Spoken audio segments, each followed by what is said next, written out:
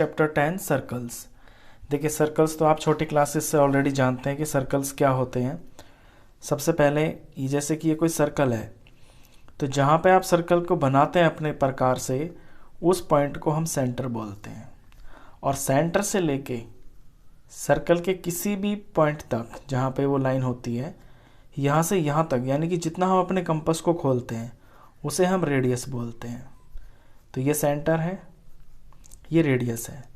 और सेंटर से होते हुए एक पूरी की पूरी स्ट्रेट लाइन जो सर्कल को दोनों तरफ टच कर दे, ये डायमीटर होता है। और डायमीटर एक कॉर्ड भी होती है। कॉर्ड क्या होती है? एक ऐसी लाइन सेगमेंट जो सर्कल को दो जगह पे टच करे, यानी पूरी लाइन सेगमेंट हो, इसे हम कॉर्ड बोलते हैं। डायमीटर भी एक कॉर्ड ही होती है, सबसे बड़ी कॉर्ड होती है क्योंकि ये सेंटर से गुजर के जाती है।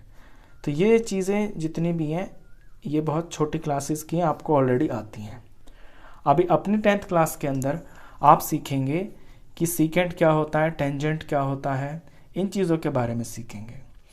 देखिए फॉर एग्जांपल आपके पास एक सर्कल है।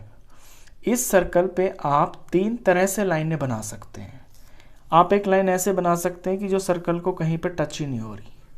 ये लाइन बना दी मैंने, तो ऐसी लाइन को क्या बोलेंगे? जो सर्कल को कहीं पे टच ही नहीं हो रही, इसे बोलेंगे non intersecting line. Non intersecting line, क्योंकि सर्कल को तो कहीं इंटरसेक्ट कर ही नहीं रही।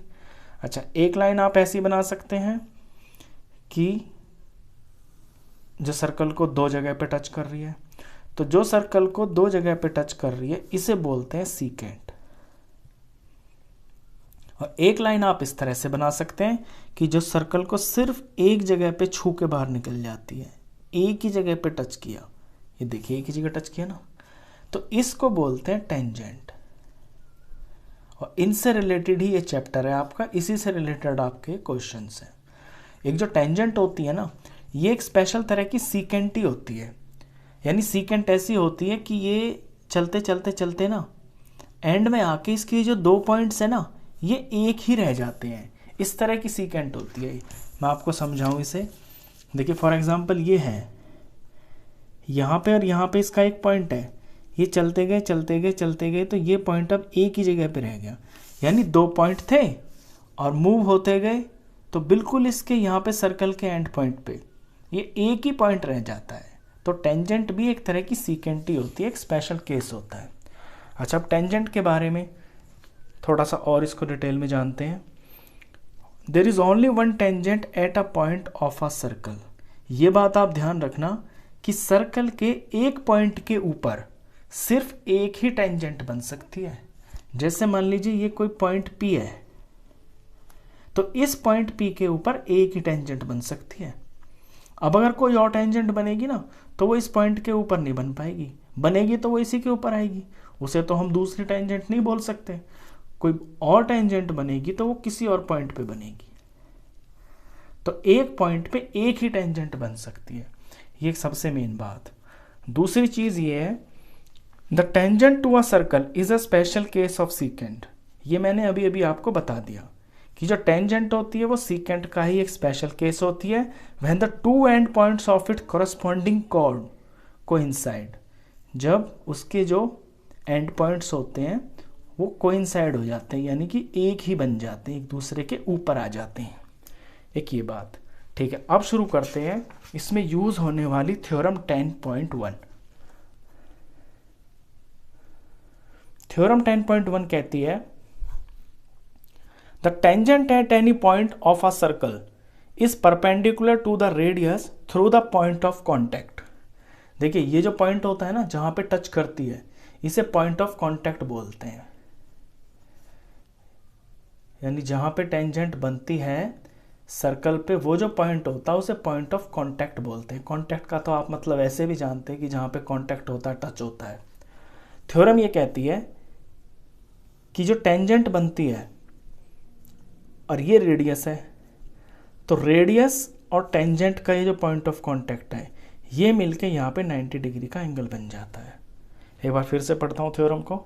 The tangent at any point of a circle, circle के ऊपर किसी भी पॉइंट के ऊपर कोई tangent is perpendicular to the radius through the point of contact, इस पॉइंट ऑफ कॉन्टैक्ट से रेडियस के ऊपर ये परपेंडिकुलर बन जाता है। समझ गए आप कि पॉइंट ऑफ, यानी कि ये टेंजेंट, ये पॉइंट ऑफ कॉन्टैक्ट, जब सर्कल इसको रेडियस को ऐसे खींचेंगे तो ये मिलके 90 डिग्री का एंगल बन जाता है। इससे रिलेटेड आपके बहुत सारे क्वेश्चंस हैं आगे। चलिए शुरू करते हैं एक्सरसाइज 10.1। बुक से करते हैं, ये ओरल एक्सरसाइज है। सबसे पहले कहता है कि how many tangents can a circle have. देखिए एक सर्कल की कितनी टेंजेंट्स हो सकती हैं। आप ये देखिए, ये एक सर्कल है, इस सर्कल के ऊपर मैंने यहाँ पे एक टेंजेंट बना दी, यहाँ पे एक बना दी, यहाँ पे बना दी, यहाँ बना दी। मतलब सर्कल तो बनता ही अनकाउंटेबल पॉइंट से है। सर्कल के ऊपर इतने सारे पॉइंट्स होते हैं जिन्हें हम गिन भी नहीं सकते। तो जितने पॉइंट होते हैं सर्कल के ऊपर उतनी ही टेंजेंट्स बन सकती हैं। तो इसका आंसर है इन्फिनिट। इन्फिनिट का मतलब है हम सर्कल के ऊपर कितनी भी टेंजेंट्स बना सकते हैं, असंख्य, जिन्हें गिना भी नहीं जा सकता। Fill in the blanks. A tangent to a circle intersect it in one point. अभी अभी मैंने बताया ना आपको कि जो टेंजेंट होती है, ये सर्कल है, टेंजेंट सर्कल को सिर्फ और सिर्फ एक पॉइंट के ऊपर टच करती है। जो दो के ऊपर टच करती है उसे तो सीकेंट बोलते हैं। तो टेंजेंट एक पॉइंट के ऊपर टच करती है। A line intersecting a circle in 2 points is called a secant. जो लाइन सर्कल को 2 पॉइंट पे टच करती है उसे हम सीकेंट बोलते हैं। A circle can have 2 parallel tangents at the most. ये समझ लीजिए आप क्या है। ये कोई सर्कल है, ये मैंने एक टेंजेंट बना दी। अब इसके पैरेलल सिर्फ एक टेंजेंट और बन सकती है। अब लैंग्वेज पे ध्यान दें। A circle can have 2 parallel tangents at the most. किसी सर्कल में ज्यादा से ज्यादा सिर्फ 2 ही टेंजेंट हो सकती है जो पैरेलल हो। कोई और होंगी तो वो अलग सेट बनेगा, यानी इसके पैरेलल यही होगी तो सिर्फ 2 होंगी। ऐसा नहीं हो सकता कि ये पैरेलल है, ये दोनों पैरेलल, और यहाँ पे कोई लाइन बन जाए ये तीनों आपस में पैरेलल हो। नहीं, सिर्फ 2 ही हो सकती हैं parallel. The common point of a tangent to a circle and the circle is called point of contact. ये मैंने आपको बता दिया। कॉमन पॉइंट, जैसे कि ये सर्कल है, ये सर्कल की टेंजेंट का और सर्कल का जो कॉमन पॉइंट होता है, सर्कल का पॉइंट ये हो गया, टेंजेंट का पॉइंट ये हो गया, ये जो पॉइंट होता है इसे बोलते हैं पॉइंट ऑफ कॉन्टैक्ट, जहां टच करता है। चलिए क्वेश्चन नंबर 3 देखते हैं। क्वेश्चन 3 में कहता है a tangent P Q at a point P of a circle of radius 5 centimetre meets a line through the centre O at a point O so that O Q is equal to 12 centimetre, length P Q is. 4 option दे रखे हैं। पहले तो question को देख लेते हैं, इसे समझ लेते हैं। पहले क्वेश्चन क्या कहता है। क्वेश्चन कह रहा है कि a tangent P Q at point P of a circle. एक टेंजेंट है और उसका नाम है P Q of a circle at point P. P point के ऊपर है वो टेंजेंट। तो ये पॉइंट पी हुआ और ये टेंजेंट बनी हुई है ऐसे, ऑफ रेडियस 5 सेंटीमीटर। और इस सर्कल का जो रेडियस है ना वो 5 सेंटीमीटर है। ये लीजिए, मैंने रेडियस भी बना लिया 5 सेंटीमीटर, ये मैंने टेंजेंट भी बना ली। आगे कहता है meets a line through the centre O. एक ऐसी लाइन से मिल जाती है ये वाली टेंजेंट जो कि सेंटर ओ से निकल रही है। ये सेंटर भी बना लिया मैंने ओ, और यहां से एक लाइन निकल रही है एट अ पॉइंट क्यू। यहां से एक लाइन निकल रही है जो टेंजेंट को क्यू पे मिल जाती है ऐसे। ये पी हुआ, ये टेंजेंट हुई, ओ से एक लाइन निकली और इस टेंजेंट को क्यू पे मिल गई, ऐसे ये फिगर बन गई। और ओ क्यू की लेंथ हुई 12 सेंटीमीटर। ये जो ओ क्यू है ना, ये आपका 12 सेंटीमीटर। तो ये क्वेश्चन के अकॉर्डिंग इस तरह से फिगर बनी है। आपको बताना है कि पी क्यू की लेंथ कितनी होगी। ये पी और क्यू दिख रहा है ना आपको, तो इसकी लेंथ निकालने के लिए आपका लगेगा इसके अंदर पाइथागोरस थ्योरम। क्योंकि अभी अभी आपने 10.1 थ्योरम पढ़ी है कि जहाँ पे टेंजेंट टच होती है सर्कल को वो 90 डिग्री का एंगल बन जाता है। अब जब ये 90 डिग्री का एंगल बन गया और ये बन गया आपका ट्राइंगल, तो ट्राइंगल में तो लग गई पाइथागोरस थ्योरम। तो पाइथागोरस थ्योरम का यूज़ करेंगे और यहाँ से अपना पी क्यू की लेंथ निकालेंगे। चलिए इसे शुरू करते हैं। अब पाइथागोरस थ्योरम कहती है कि ट्राइंगल के अंदर जो हाइपोटेन्यूज होता है, यहाँ से करते हैं, इन राइट ट्राइंगल का नाम ओ पी क्यू। जो हाइपोटेन्यूज होता है यानी सबसे बड़ी साइड होती है जो 90 के सामने होती है, उस सबसे बड़ी साइड का जो स्क्वायर होता है वो बाकी की दो साइडों के स्क्वायर के सम के बराबर होता है, यानी ओपी स्क्वायर और प्लस क्यूपी स्क्वायर। तो 90 के सामने हाइपोटेन्यूज है, तो हाइपोटेन्यूज का स्क्वायर इज इक्वल टू बाकी की इन दो साइड के स्क्वायर के सम के बराबर जो 90 का एंगल बनाती हैं।